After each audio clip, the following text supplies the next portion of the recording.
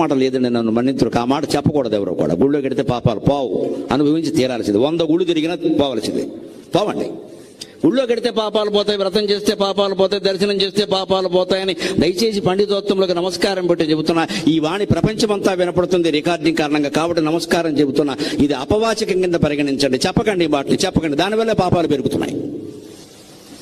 ఎన్ని పాపాలు చేసినా సరే వాడు అనుకో ముక్కోటి ఎక్కడున్నాడు, ఒక్కరోజు తిరుపతి వెళ్ళిపోతే అయిపోయింది. ఇంకా మన నుంచి ఫ్రెష్గా పాపాలు చేసుకోవచ్చు అని పోయాగా.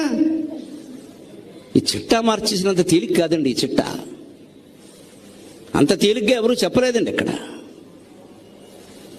తిరిగి తిరిగి తిరిగి పాపోహం పాపకర్మాహం పాపాత్మ పాప సంభవ త్రాహిమాం కృపయాదేవ శరణాగత వత్సల అన్యథా శరణం నాస్తి త్వమేవ శరణం మమ తస్మాత్. వేదన చేసి తాగేవారు.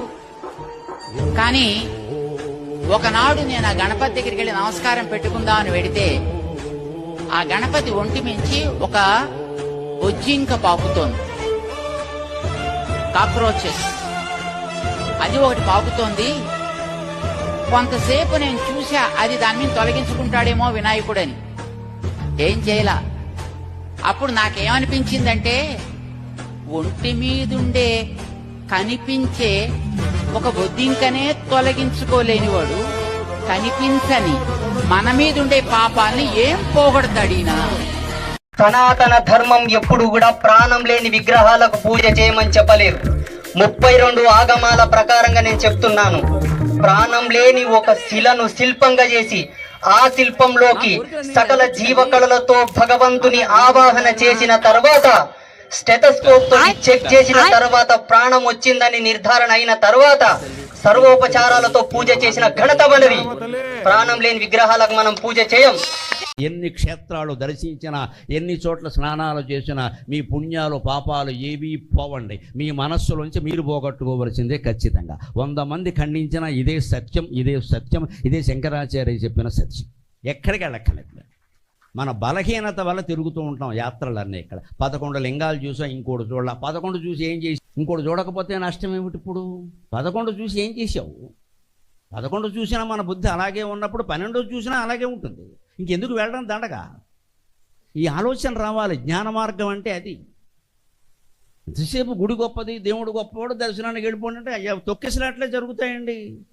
వస్తుంది గుడిలోకి మనిషి వస్తున్నాడంటే వాడు పవిత్రుడు కావాలి, వాడికి పుణ్యం రావడం ఏంటి, జ్ఞానం రావాలి. కానీ అద్భుతంగా ఉంటుంది. ఆత్మశుద్ధి లేని ఆచారం అది ఏలా, భాండశుద్ధి లేని పాకమేల, చిత్తశుద్ధి లేని శివ పూజలేలరా విశ్వదాభిరామ వినురవేమ అంటాడు వేమన. ఈ రోజు మనం చాలా మందిని చూస్తుంటాం. శివ దీక్షలు, అయ్యప్ప దీక్షలు, మక్కా యాత్రలు, జెరూసలేం యాత్రలు అనేక మంది చేస్తా ఉంటారు. కానీ నిజానికి ఇవన్నీ ఎందుకు అనేది ప్రశ్న. ఆ దీక్షల సమయంలో మాత్రమే పవిత్రంగా ఉండి, ఆ దీక్ష ముగిసిన తర్వాత మరలా వాళ్ళు యథాతథంగా ఇంతకుముందు ఎలా ఉన్నారో అలా మారిపోతా ఉన్నారు. మరి ఆ దీక్షలు ఏం ఉపయోగము? అందుకే వేమన చిత్తశుద్ధి లేని శివ పూజ లేలరా అంటూ మనల్ని ప్రశ్నిస్తాడు. దీక్షల సమయంలో మన మనసులోని మలినాలను మనం శుభ్రపరచుకోవాలి. ఎలా జీవించాలో తెలుసుకోవాలి.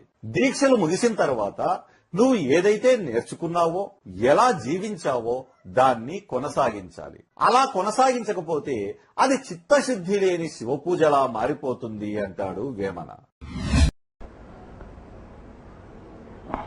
ముస్లింలు ఉన్నారు, ఇతర మతస్థులు, క్రైస్తవులు ఉన్నారు. వాళ్ళు ఏదో పండుగలు వస్తాయి, వాళ్ళ ఆరాధన ఏదో వాళ్ళు చేసుకుంటారు. వాళ్ళు ఏదో మసీదు పోయి నమాజ్ చేస్తారు, వీళ్ళు చర్చికి పోయి ప్రార్థన చేసేస్తారు. కానీ ఎవరికి ఏ ప్రమాదం ఉండదు. వాళ్ళు చర్చికి పోయినా, వీళ్ళు మసీదుకి పోయినా ఎవరికి ఏ ప్రమాదం ఉండదు. పూర్తారు, ఇంటికి తిరిగి వస్తారు హాయిగా. మనం పండుగలు చేస్తాము.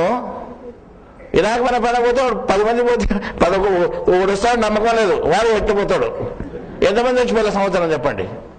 వినాయక చవితి వస్తే ఎంతమంది చనిపోవడం లేదు? ఇది మూర్ఖత్వంతో కూడుకున్న పని కాదా చెప్పండి? దీపారాధన చేసి ఎంతమంది చనిపోలేదు? ఇటువంటి పండుగలు చేస్తూ ప్రతి పండుగకు ఏదో అర్థం జరుగుతూ ఉంది.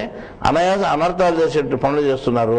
ఈ తామస భక్తిని భగవద్గీత తేల్చి చెప్పడం జరిగింది. అర్థమైందా? ఇటువంటి పనికి రాదని కూడా దేవుడు చెప్పడం. దేవుడు ఎప్పుడు ఒక్కడే. దేవుళ్ళు 10 మంది ఉండరు. దేవుడు ఎప్పుడు ఒక్కడే ఉండును. క్షరాత్మానా వీసతే దేవ ఏకః అని మనకి వేదం స్పష్టంగా చెప్తోంది. ఏకః, ఒక్కడే ఉండును. దేవుడు ఒక్కడే ఇప్పుడు.